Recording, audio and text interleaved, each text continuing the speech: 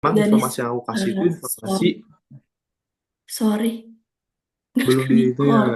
belum di ini. Ya udah Ya nggak udah apa-apa. boleh. Ulangin Nggak, ya. ulang aja. Yang teori nggak lo ini. Oh ya udah. Oh, oke. Yang teori udah paham kan, jadi nggak perlu dijelasin lagi nggak apa ya. Nah, nggak perlu, nggak perlu. Berarti pertanyaannya sebelumnya aja. Eh, bid- eh, Bidang atau topik apa yang secara konsisten Danis fokuskan dalam isi konten TikTok Danis? Dan mengapa memilih bidang atau topik tersebut? Kalau yang paling sering aku bahas itu di TikTok pasti yang tentang Ausbildung sih lebih banyak ya karena dari apa ya, em, dari aktivitas apa sih, eh, pergerakan konten aku kalau misalnya kita lihat di grafik gitu ya, itu yang paling banyak video-video tentang Ausbildung yang paling banyak dapat respons, dapat like, dapat komentar yang banyak itu tuh lebih ke video-video tentang Ausbildung gitu. Sedangkan kalau misalnya video tentang kegiatan sehari-hari itu lebih banyak responsnya ketika aku upload di YouTube gitu. Oh, oke, berarti secara engagement rate, Dani sudah menilai bahwa eh, konten Ausbildung itu lebih banyak diminati secara luas ya daripada konten lainnya gitu. Betul, Oh, oke. betul, betul. Pertanyaan selanjutnya, eh, dalam menghadapi isu-isu dan apa ya kesalahan informasi, kesalahan persepsi pada bidang yang sedang Danis tekuni ini yaitu Ausbildung, keputusan apa yang Danis ambil sebagai konten kreator dalam memberikan kejelasan pada isu-isu tersebut? Kalau aku selalu ngambil keputusan untuk ngasih informasi yang baik dan benar untuk para teman-teman yang membutuhkan informasi itu menurut aku kayak keputusan yang harus aku lakukan gitu. Bukan yang karena kan orang misal nih ada beberapa tipe orang yang memang melihat sesuatu informasi yang salah tapi mereka ngerasa tahu dan mereka bisa untuk membenarkan tapi mereka memilih lebih baik untuk tidak melakukan tersebut gitu kan, lebih baik untuk udahlah nggak usah dibahas gitu kan. Tapi kalau aku nggak, ketika ada hal-hal atau informasi yang salah tentang Ausbildung terutama gitu ya, aku memutuskan untuk lebih apa ya, fokus untuk oke gue bakalan konsen sama masalah ini dan gue bakalan kasih tahu ke orang-orang hal-hal yang sebenarnya terjadi gitu. Dan aku pun kalau misalnya mau ngasih apa ya, ngasih tahu tentang hal yang sebenarnya, itu tuh aku nggak pernah yang kayak menjelek-jelekan pihak lain kayak misalnya ternyata agensi ini atau orang ini ngasih informasinya selalu salah gini, enggak gitu, karena ya mereka juga belajar dan aku tahu ya aku bisa kasih tahu dan memperbaiki itu gitu. Jadi aku lebih suka untuk memberikan informasi yang baik dan benar, membenarkan dan meluruskan dengan cara yang juga baik gitu. Jadi kayak calm down, kayak tanpa marah-marah gitu-gitu sih. Dan menurut aku itu keputusan yang harus banget aku lakukan gitu. Oke, berarti eh, walaupun Danis tahu mungkin orang yang nyampein informasi yang salah, tapi cara Danis meluruskannya itu bukan dengan kayak mengucapkan hinaan atau bahkan kata-kata kasar, tapi menjelaskan secara Enggak, apa yang betul. Enggak, Danis tahu gitu. Nah, boleh nggak sih ceritain betul. salah satu isu atau misinformasi, miskomunikasi dari pihak lain terkait bidang yang sedang Danis tekuni ini? Boleh. eh Banyak banget sebenarnya ya. Salah satunya itu tentang kayak Ausbildung itu emang cuman ada jurusan koki, hotel dan resto doang ya gitu. Karena banyak karena banyak dari kita ya orang-orang Indonesia yang melakukan Ausbildung itu tuh kita cuma ada di eh, tiga bidang ini aja, bidang F&B aja Mel, cuma di resto, koki, hotel atau misalnya bakery. Bakery itu tempat buat bikin roti gitu gitu ya, baker gitu. Ini keempat bidang itu yang memang paling sering orang-orang Indonesia ikutin atau daftarin gitu. Padahal sebenarnya Ausbildung sendiri itu tuh terdapat lebih dari 300 jurusan yang bisa kita dapat. yang kita bisa masukin gitu. Kita bisa daftarkan tuh ada lebih dari 300 jurusan, mulai dari bidang teknik, mulai dari bidang eh, elektro bidang elektro gitu ya. Terus ada juga bidang-bidang kesehatan. Bidang kesehatan juga nggak cuma perawat gitu ya. Ada yang perawat yang khusus anak-anak itu banyak banget. Terus ada bidang dari manajemen, biro manajemen, manajemen perkantoran. Terus jadi masinis di Jerman itu jadi masinis itu ikutan Ausbildung, bukan daftar kayak jadi PNS gitu. Jadi kayak banyak banget bidang-bidang yang memang sebenarnya bisa kita masukin gitu dan jadi polisi itu ada Ausbildungnya gitu. Jadi kayak menurutku sebenarnya sebenarnya Ausbildung itu banyak banget jurusannya. Cuman kebanyakan dari agensi-agensi yang ada di Indonesia yang membantu orang-orang Indonesia itu cuma bisa atau mampu itu ngikut apa mendaftarkan teman-teman tuh di empat jurusan utama tadi. Kalau nggak hotel, resto, koki, baker gitu kan. Sedangkan jurusan-jurusan lain tuh memiliki peluang yang bagus kayak IT ya kan zaman sekarang kan IT sedang dibutuhkan banget gitu kan. Mm. Terus kesehatan kayak perawat di rumah sakit karena kalau misalnya di Jerman itu jadi perawat itu tuh ikutan Ausbildung Amel bukan kuliah D3 bukan kuliah D4 gitu. Jadi ngikutnya langsung ke Ausbildung. Jadi kayak di Jerman itu tuh nggak ada kuliah keperawatan tapi adanya Ausbildung keperawatan. Dan itu yang Oh, jadi salah satu poin atau informasi yang sangat apa ya, sangat penting untuk aku sampaikan biar orang-orang juga kayak ngerasa masa gue lulus SMA ikut Ausbildung sih di sana kerja bla bla bla gitu. Ya padahal sebenarnya ini tuh sama aja kayak kita kuliah D3 atau D4 di Indonesia gitu ya. Tapi dengan apa ya kondisi yang berbeda di mana kita prakteknya langsung di tempat kerja gitu. oh, oke. Berarti itu salah satu isu yang sangat harus dikoreksi ya sebagai Danis yang sedang Ausbildung di sana Betul. gitu. Nah, eh, kan Danis tahu realitanya seperti itu. Berarti Danis menyampaikannya melalui konten di TikTok juga gitu. Betul, iya. Kadang sering live, kalau bisa live kayak aku kasih tahu juga sih. Oh, oke. Dari yang aku tahu, Danis itu pernah jadi narasumber di beberapa webinar atau acara secara online gitu ya. Nah, dalam menjadi narasumber itu, Danis juga mengambil keputusan untuk meluruskan informasi itu nggak? Iya, aku bahkan mungkin kalau misalnya informasi tersebut bertolak belakang dengan tujuan atau misalnya informasi yang sudah agensi tersebut berikan gitu ya sebagai narasumber gitu, aku tetap aku tetap apa ya lurusin gitu karena menurut aku itu penting banget dan jadinya orang-orang yang dapat informasi juga nggak setengah-setengah gitu. Oh, oke. Selanjutnya aku mau nanya, gimana sih Danis mencerminkan atau menunjukkan kepribadian Danis di konten yang Danis buat di TikTok dan apa aja yang paling Danis tonjolkan terkait diri Danis sendiri? Bisa dari gaya bahasa, bisa dari pakaian atau apapun itu.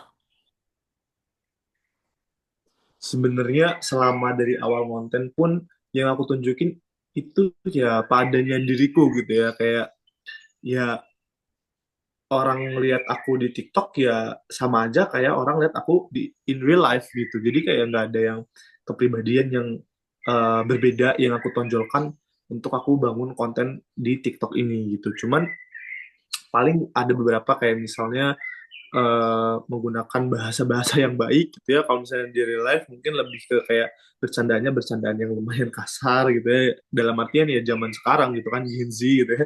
So, kalau misalnya kalau udah di TikTok atau TikTok itu ya udah pasti aku saring gitu kepribadiannya menggunakan bahasa-bahasa yang lebih baik gitu ya. Jadi kayak ya kita pinter-pinter lah apa ya untuk menunjukkan kepribadian kita ke orang lain apalagi kalau misalnya udah online gitu ya TikTok gitu kan media sosial tuh kan jangkauannya luas banget gitu jadi kalau sekalinya viral karena kan beberapa beberapa konten aku tuh ada yang udah nyampe jutaan viewers, jadi terus kayak eh kalau misalnya gue konten terus menunjukkan kepribadian yang tidak baik juga kan ya nggak mau gitu, jadi personal brandingnya jadi juga ikutan jelek gitu kan, jadi kayak ya gitulah. Tapi so far selama aku konten sih, apa yang lu lihat gue di TikTok ya apa yang lu akan lu lihat juga ketika lu ketemu gue di real life gitu.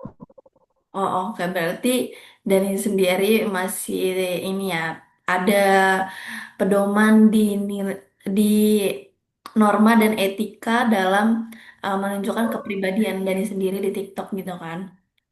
Wajib, Oke. betul Nah, itu wajib sih buat aku. eh, selanjutnya aku mau nanya lagi. Hmm, kan Dennis itu Ausbildung ya, yang dimana konten kreator Ausbildung itu dari yang aku lihat di TikTok itu udah ya lumayan banyak. Ada yang udah dari lama, ada yang sebetulnya dia mahasiswa di Jerman tapi bahasa Ausbildung juga, dan banyak juga mungkin ada beberapa konten Danis yang temanya serupa gitu. Nah, dan apa sih hal atau nilai yang membuat Danis itu unik dari konten kreator lain? Hal ini bisa berdasarkan dari pengalaman, sertifikasi, atau pengakuan secara publik. Kalau aku yang bikin beda mungkin karena aku ngasih informasi lebih luas gitu, lebih tahu informasi tentang Osbildo itu lebih banyak. Kebanyakan orang-orang konten kreator yang ada di TikTok itu tahu tentang bidang mereka aja gitu, sedangkan aku tuh hampir tahu seluk-beluk di hampir keseluruhan bidang. Kayak misalnya, oh ternyata ada aus bidang polisi juga gitu ya. Oh ternyata caranya untuk bisa jadi mekatroniker atau tekniker di sini tuh kayak oh kayak gini gitu. Jadi aku tahu, dan mungkin itu yang aku rasa bahwa ketika aku live itu banyak yang nonton, banyak yang ikutan interaksi karena apa yang aku informasikan, apa yang aku sampaikan itu mencakup jangkauannya tuh luas, informasinya tuh banyak. Selain itu yang aku rasain itu adalah karena kadang-kadang konten yang aku buat mengenai konten bekerja gitu ya, itu tuh jadi apa ya? Jadi perhatian menarik buat teman-teman aku, teman-teman, maksudnya teman-teman di online gitu ya, viewers-viewers itu pada tertarik. Kenapa? Karena lingkungan aus bilung aku tuh bisa dibilang green flag, Amel. Jadi kayak kan banyak nih kalau bisa di F&B tuh kadang-kadang kerja overtime, terus karyawannya juga pada ya kurang kurang oke lah gitu kan. Sedangkan ketika aku memamerkan atau menunjukkan konten bersama dengan kolega-kolega aku di tempat kerja, ketika aku membuat video, itu mereka menilai bahwasanya, ih enak ya ternyata Ausbildung itu tuh nggak susah, Ausbildung tuh nggak sulit. Ini buktinya Bang Danis dapat kolega atau rekan kerja yang baik, lingkungan tempat kerja yang green flag, jarang overtime, selalu tepat waktu, libur selalu 2 hari per minggu, terus kayak kalau tanggal merah juga ikutan libur gitu. Jadi kayak itu dua hal itu yang menurut aku jadi salah satu apa ya hal unik dari aku sendiri sih dibandingkan teman-teman yang lain. Oh, oke.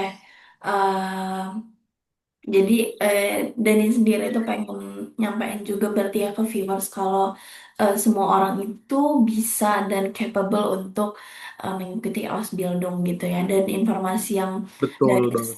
sampaikan itu ternyata bisa dibilang baru juga untuk orang-orang yang mungkin sedang berproses di Ausbildung itu sendiri gitu ya.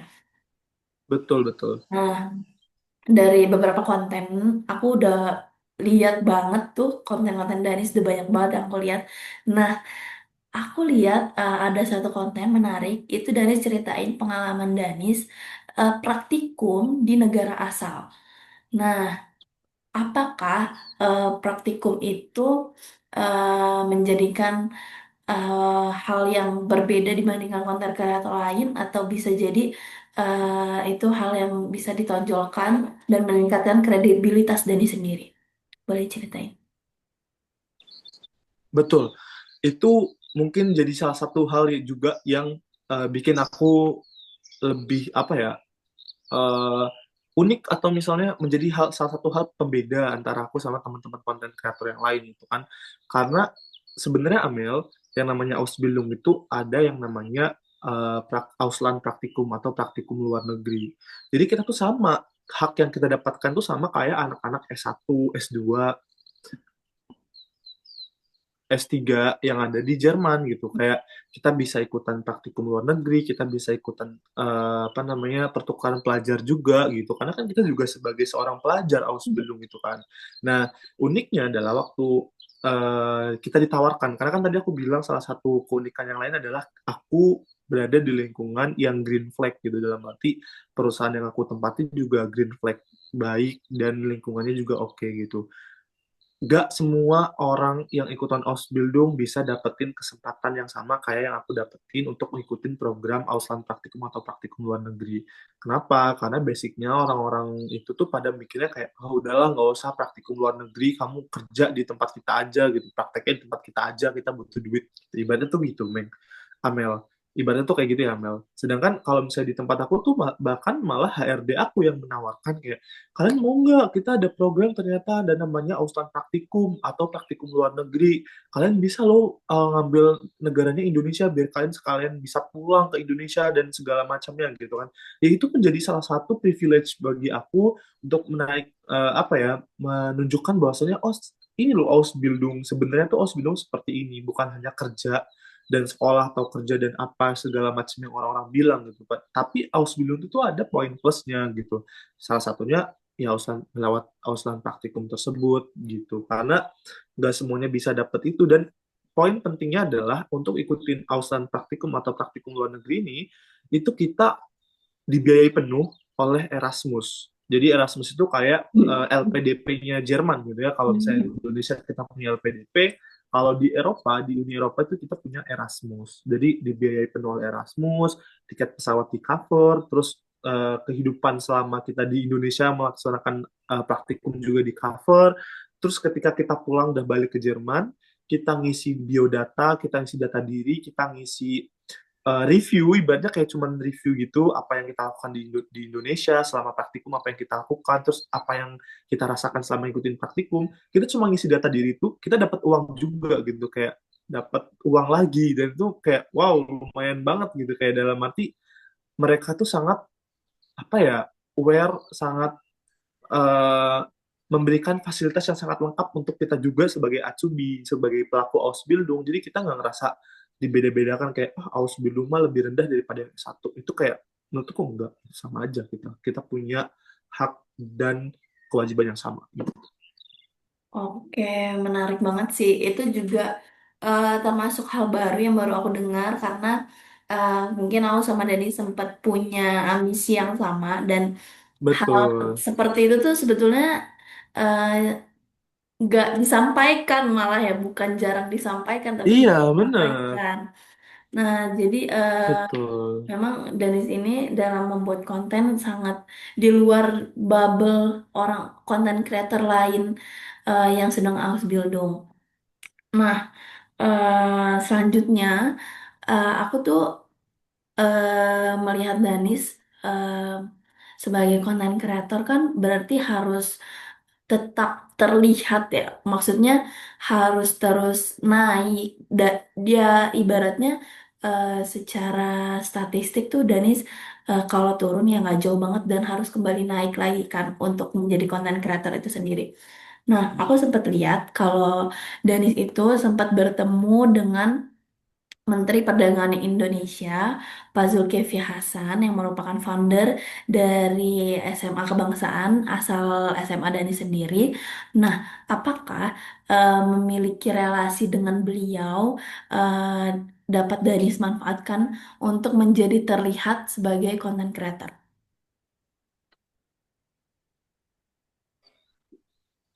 Em, Kalau tujuannya untuk menjadi konten kreator lewat relasi dari Bapak, waktu itu kan ketemu Bapak Zulkifli Hasan di tahun 2024 gitu kan, dan status beliau sebagai Menteri Perdagangan. Kalau sekarang kan dia bukan Menteri Perdagangan lagi kan kalau nggak salah gitu, udah Hmm. beda status di tahun 2025. Kalau misalnya ditanya apakah dengan apa ya, relasi dengan beliau, ketemu beliau, terus bisa memanfaatkan jadi content creator sih menurut aku enggak ya, karena saat bertemu beliau itu juga nggak ada konten yang aku buat, terus nggak banyak juga orang yang tahu ketika oh Dani ternyata kenal sama Bapak Zulkifli Hasan gitu. Jadi ketika aku cerita tentang aku lulusan dari SMA Kebangsaan juga nggak banyak yang nggak banyak yang bikin engagement aku naik gitu. Jadi kalau misalnya ditanya apakah dengan bertemu dengan Bapak Zulkifli Hasan untuk bisa membantu menaikkan atau menaikkan engagement aku jadi content creator, jawabannya sih kayaknya enggak ya, nggak ada. Oh, oke. Berarti untuk memanfaatkan relasi dengan orang lain, Danis nggak menggunakan itu untuk tetap eksis di sosial media itu enggak ya berarti. Nah, kalau gitu strategi Iya, apa betul, yang enggak, aku enggak. oke boleh lanjut dulu. Oh, udah, Oh, kalau gitu strategi apa yang Danis delay, dia agak delay. strategi apa yang Danis lakukan untuk membuat konten itu tetap eksis gitu. Karena kan nggak setiap saat konten kita itu FYP, nggak setiap saat konten kita itu ditonton ditonton jutaan views, nggak setiap saat live kita itu ditonton lebih dari 10 orang. Bisa jadi seperti itu kan. Nah, cara Danis agar kontennya naik lagi akun TikTok Danis naik lagi engagement rate-nya itu Danis melakukan apa? Aku kalau misalnya supaya konten live aku tuh naik, itu aku live-nya selalu seringnya di tempat kerja gitu ya. Kayak supaya orang-orang yang lihat konten aku tuh jadi tertarik juga kayak oh ternyata Ausbildung tuh aslinya kayak gini ya gitu. Dan kalaupun aku live di tempat kerja itu aku juga nyari timing yang pas kayak misalnya aku cari di mana waktu aku kerja itu nggak terlalu banyak beban pekerjaannya, nggak terlalu banyak, terus kayak mungkin kalau aku di F&B kan biasanya kita kan ada tamu atau enggak pelanggan ya, ketika pelanggan itu tuh lagi sepi gitu-gitu. Jadi kalau misalnya aku di hotel gitu kan, aku ke Ausbildung Koki ya di hotel, itu kalau aku di dapur, kalau misalnya kegiatannya lagi nggak banyak, aku bisa memanfaatkan itu sebagai strategi aku untuk bisa menaikkan engagement dengan aku melakukan live di TikTok saat aku ada di dapur. Jadi biar orang-orang juga banyak tuh yang nonton sembari mendengarkan informasi yang aku berikan gitu. Oh, Salah oke. satunya. Jadi strategi Danis itu lebih menunjukkan lagi realitanya itu gini. Jadi orang-orang tuh tertarik lagi nih, pengen tahu lebih lanjut lagi nih. Betul. Nah, eh, Betul, karena orang kalau misalnya aku ngasih tahu realitanya, orang jadi kayak trust. Aku membangun trust dengan para viewers dan followers yang aku punya gitu. oke. Berarti Dani sendiri membangun trustnya itu memang dengan realita, sesuai dengan realita. Jadi kredibilitas Dani sendiri itu meningkat gitu ya. Dan banyak juga pastinya viewers Danis yang nanya secara langsung gitu. Betul, Nah, selanjutnya mau nanya, eh, betul bang. gimana sih Danis menjaga konsistensi dalam konten yang Danis buat, konsistensi nilai atau citra yang di dalam konten Danis itu bagaimana Danis menjaganya?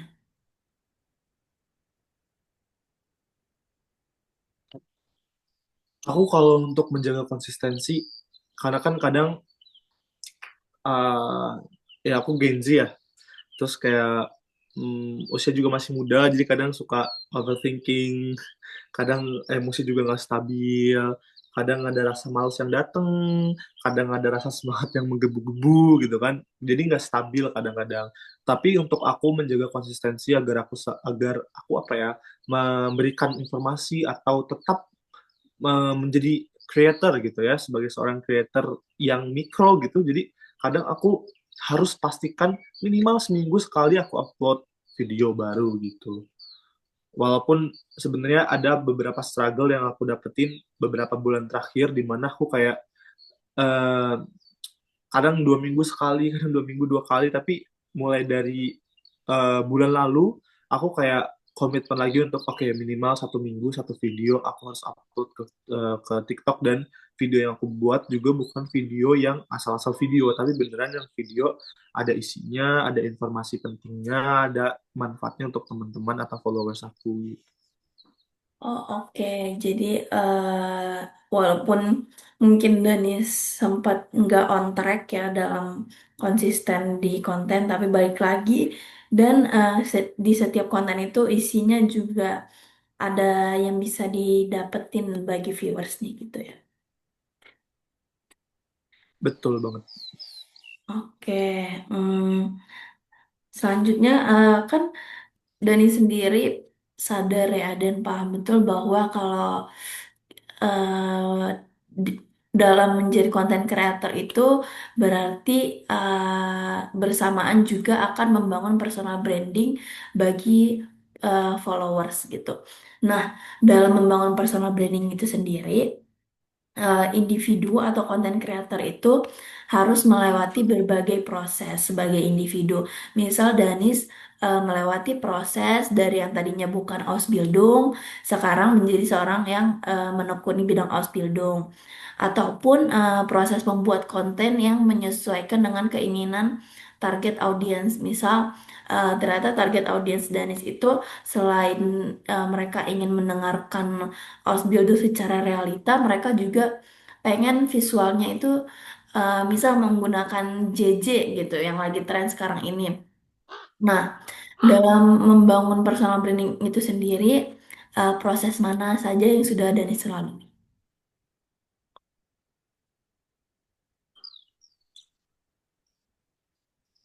Dalam membangun personal branding aku tuh aku banyak banget ya dari awal tuh sebenarnya yang aku pengen bangun adalah eh, personal branding melalui bahasa Jerman gitu.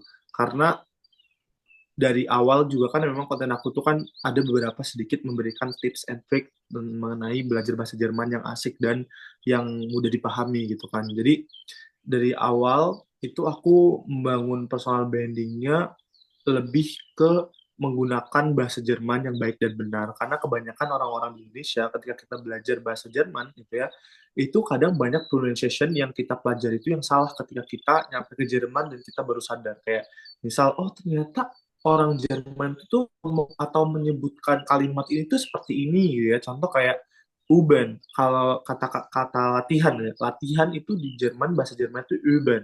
Nah, dulu kita tuh belajarnya tuh pronunciation-nya tuh kayak Uben. Sedangkan orang sini ngomongnya tuh Jadi kayak banyak yang beberapa kosakata yang berbeda, dan itu yang jadi menurut aku personal branding aku sendiri,